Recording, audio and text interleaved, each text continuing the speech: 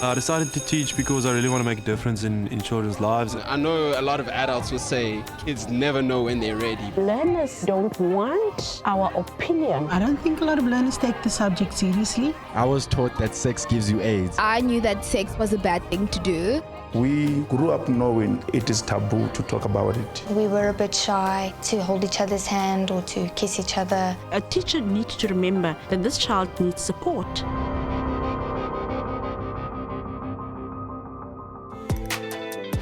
Sex is everywhere. We hear about it on the radio, we read about it in newspapers and magazines, it's on social media, and even the TV shows we watched are laced with an undercurrent of sexual innuendo. Which boggles my mind that it's socially unacceptable to talk about sex when we are bombarded with subliminal sexual images and messaging constantly. I'm Dino Ranaga. Welcome to Breaking the Silence.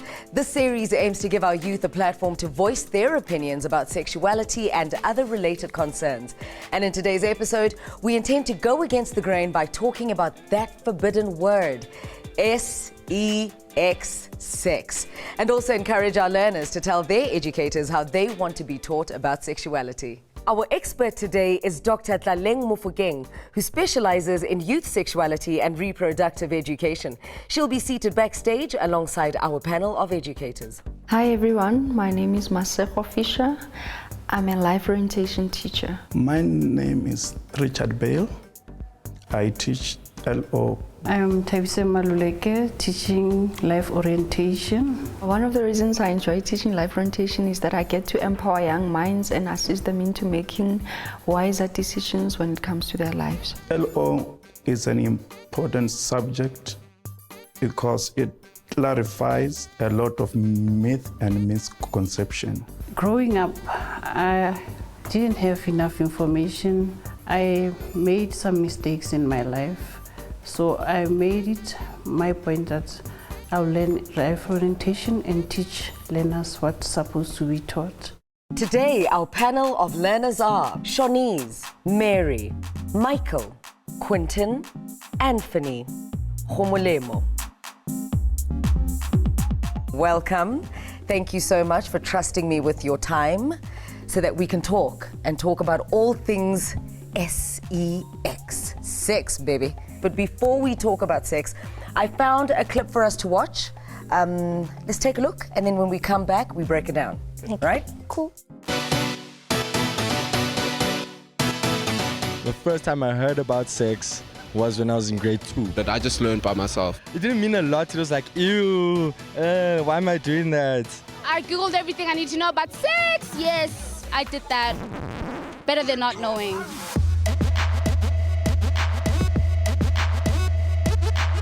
Making love. Naying, banging, shagging. Get laid. Bang and smash. It was just a word behind toilet doors. You know, what is that word doing there? It was very curious. I kind of walked in on my brother watching porn. Shag, deflower, the deed, baps, and sex. Sex is very important in a relationship, my friend. Sure. It's a bit of a mouthful. Yeah. Michael, you had many reactions, particularly when that guy said sex is very important. Yeah. Do you feel the same way? Nah, I don't feel the same way. What are the words you guys use for sex? Sex. Sex? Hurubalana.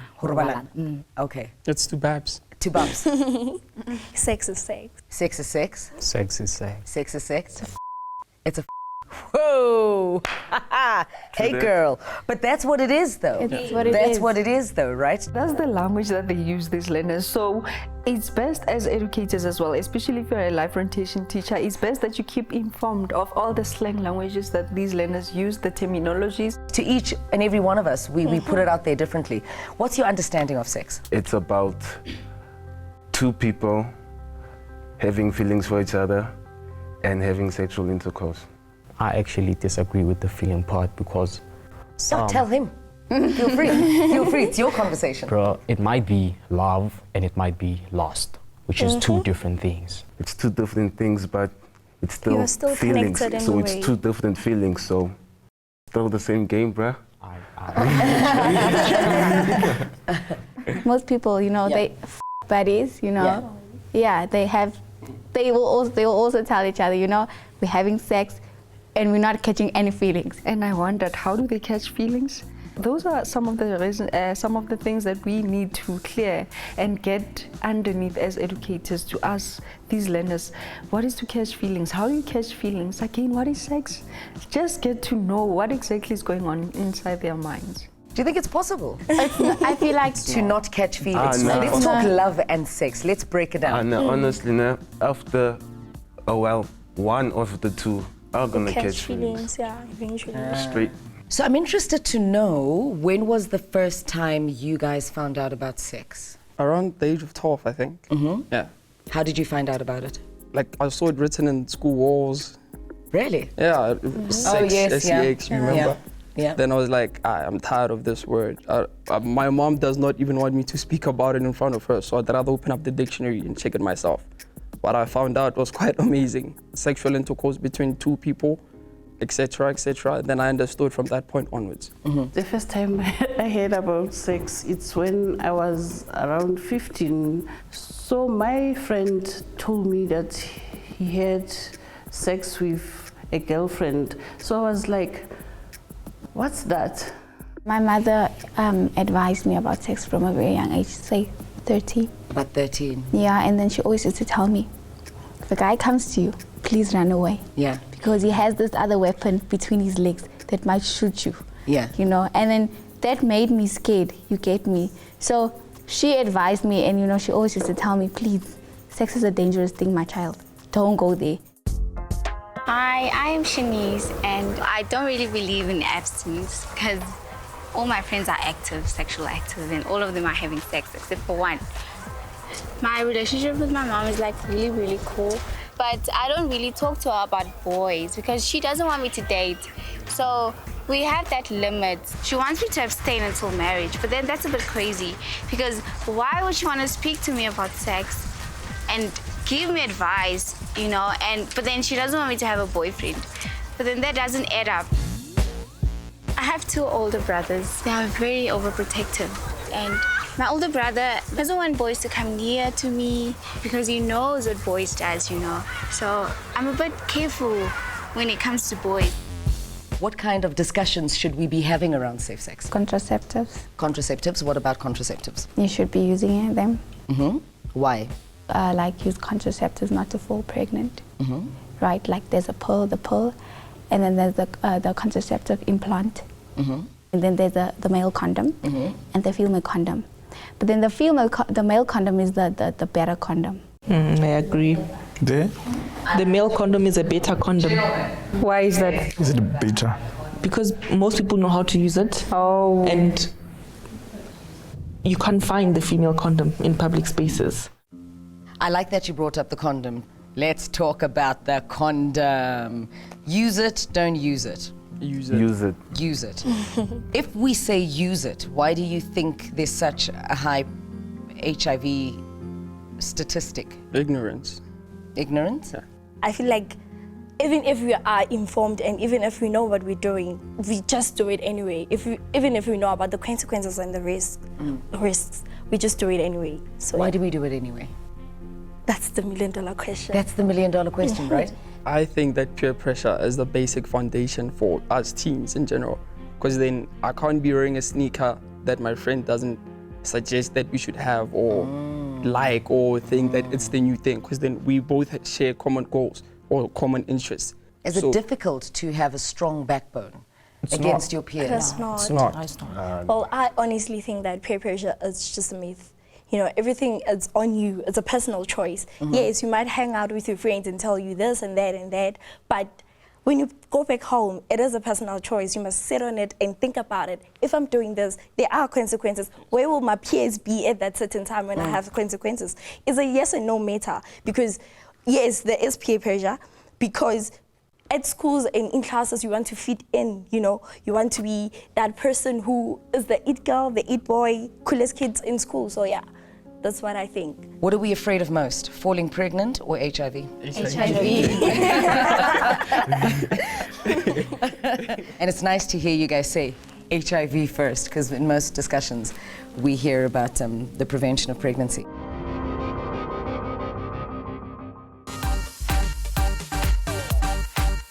My boundary in any relationship is that you should just never, ever entertain other people besides the person that you're with. It's okay for someone to say no in a relationship when they aren't ready for it. They shouldn't feel forced into doing something that's not going to make them happy. I don't want someone fingering me. I don't feel comfortable. He'd have to understand like my sexual boundaries, and if I'm not ready, I'm not ready. Ask your partner what they're willing to do and what they're not willing to do. If you're not ready, you're not ready, don't do it.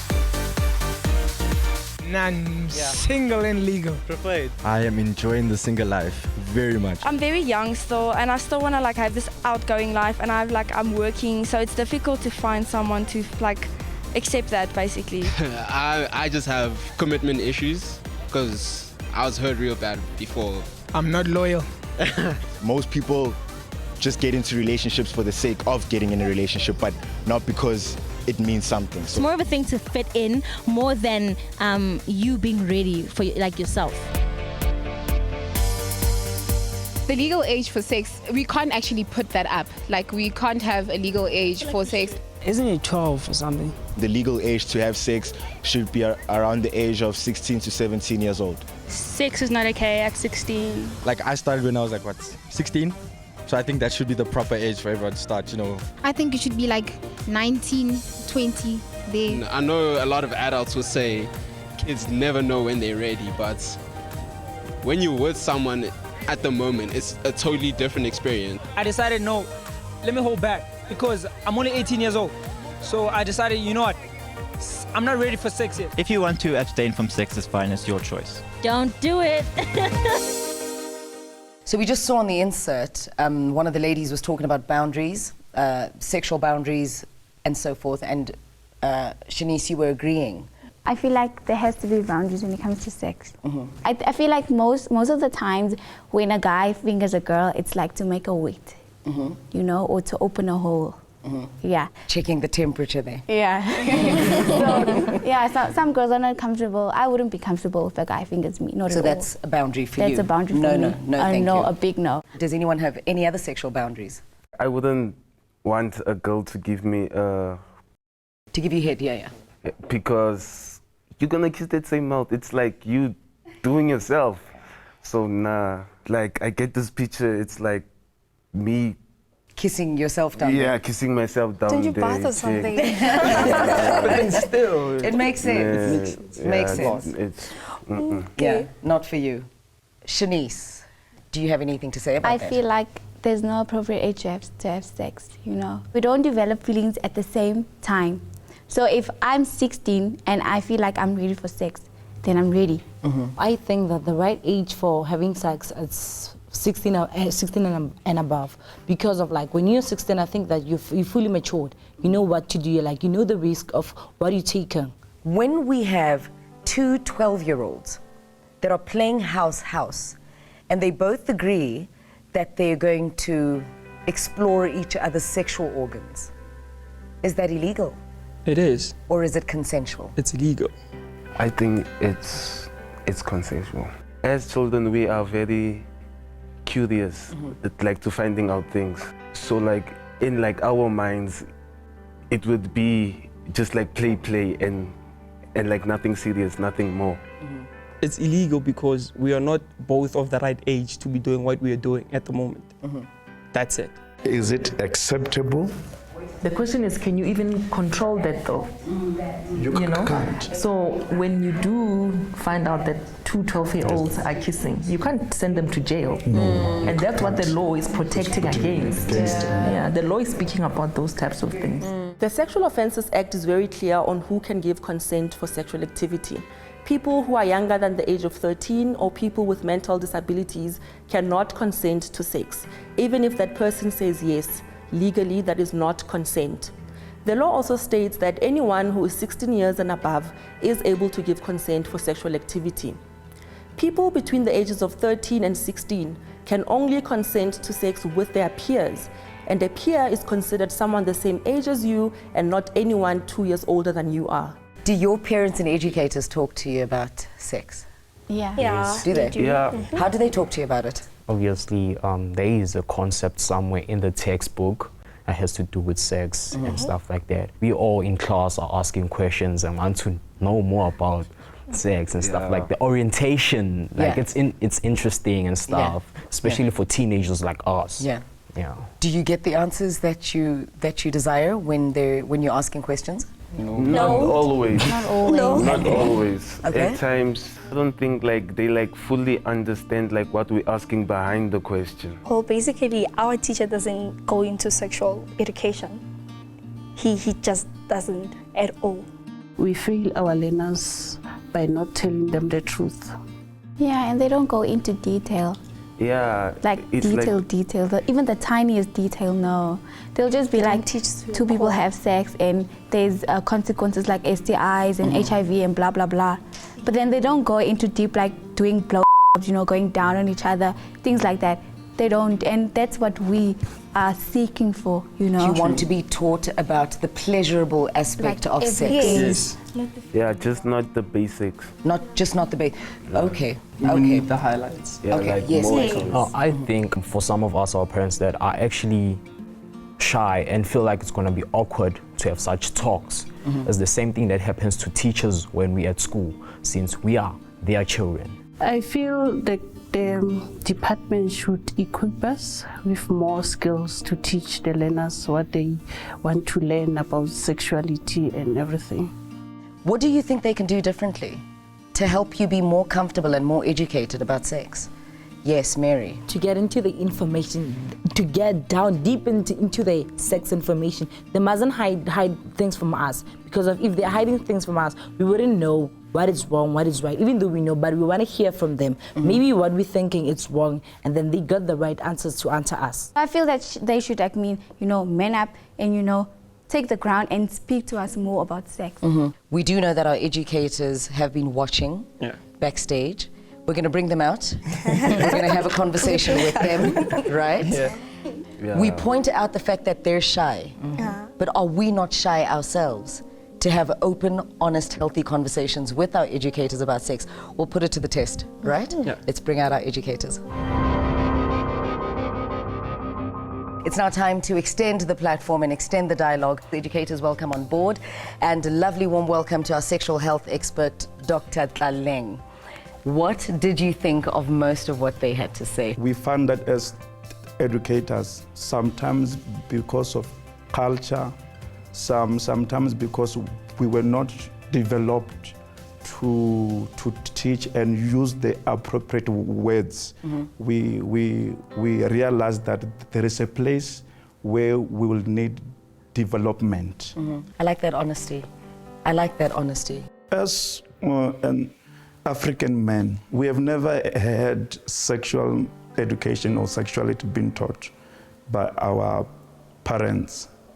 So we grew up knowing it is taboo to talk about it.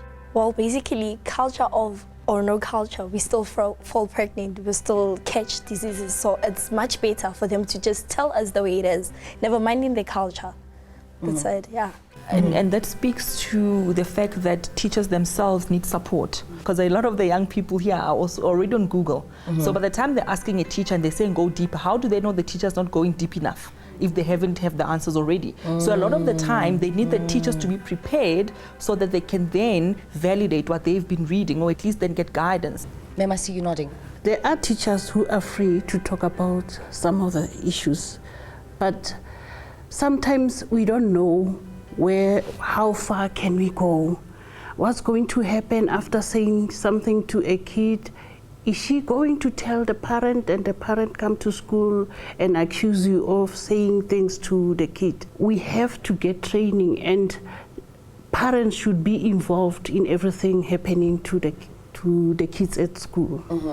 So it goes back to teachers also being educated about sex so that they can be more confident to educate learners about sexuality in education. Also, their parents. I mean, I can I can only go this far. I'm with the learner 8 hours a day in school. After that, during weekends, when the learner interacts with other learners where peer pressure takes place and stuff like that, I am not there. The parent is there. If the learner cannot engage the parent to say, Mama, this happened yesterday when I was at the party, the learner has to wait for me on Monday. Probably maybe Monday, I don't even have an LO period. So the learner, if they just confide in me as a teacher and at home there is no parental support, I mean it's gonna be very difficult to win this thing. And then you get to wonder, if the learner cannot run to the parent to ask for advice, where will the learner get the information from? Dr. Tleleng, given all these issues, how can the teachers be better equipped? Language is so important. We have 11 official languages in South Africa, and some learners may feel that if they say certain words or certain concepts or certain actions in their mother tongue,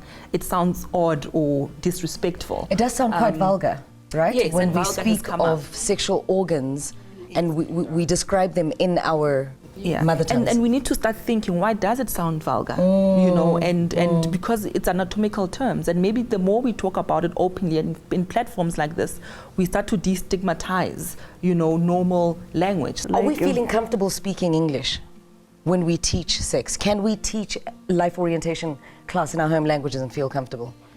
Would you, ma'am? Not comfortable. Speaking it in your home language? Yes.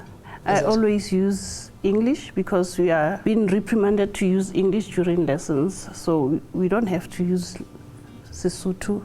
Maybe another icebreaker that the teachers can use is maybe instead of saying, what is sex? Just ask, are you Zulu? Yes, I am. What is sex in your language? Then he gives you the word and you go. By the time they're giggling, but at least we're getting something information from them. So then when you say, okay, we've all heard, do we not understand what the one said, or how do you explain, and then get them involved in as opposed to which leads me to my next question to the educators. Yes. What's our solution moving forward? I think we should also include peer teaching, where learners come together and discuss some of the issues. You should be involved as a teacher, listen to what they say, and if you have to maybe clarify something, you have to clarify the issue with them in the group. If I don't know, I will say I don't know. I will have to seek clarification from other teachers who can come and help. When they teach us, I think they should decrease from where they are, that adultery, to down to teenage mindset. Remember about when they were younger. Young and stuff like that, yes. That's what I agree with. If you feel that your teacher is there, pose those questions. See how the teacher is going to tackle the questions. Because as you say, the teacher will be on the surface, say, no, don't have sex. If you have sex, you're going to get sick, whatever. Say, ma'am, how will I get sick? Just go deeper. To show them, to show the teacher that, ma'am, I have researched the topic and I would like to know more. I have these types of questions. Ma'am, can you please clarify? From today's show, I will take with me that I need to communicate with my learners honestly. Our learners need to trust us as teachers more. As teachers, we still have to go far and learn a lot. I like that what she's saying, because they're already going to Google to go find out information about sex and so forth. So bring Google into the classroom and make Google part of an exercise where they learn what you're saying. I love that so much. Unfortunately, we have run out of time. I'm excited. I'm really excited because there's a sense of comfort. There's a comfortable energy in the room. I think you can spread it in your schools and in your classrooms as educators and learners moving forward. Appreciate your time, your trust, and your patience. Thank you so much. Thank you. Educators, build confidence with content and give correct information to learners. Parents, talk about healthy sexual relationships. Learners, get information before engaging in sex. It's about time we start opening up the doors of communication with regards to sex. Now, today's show gave the educators the tools they need to guide our youth to make empowered decisions about their sexual well-being. Make sure to watch next week for another episode of Breaking the Silence.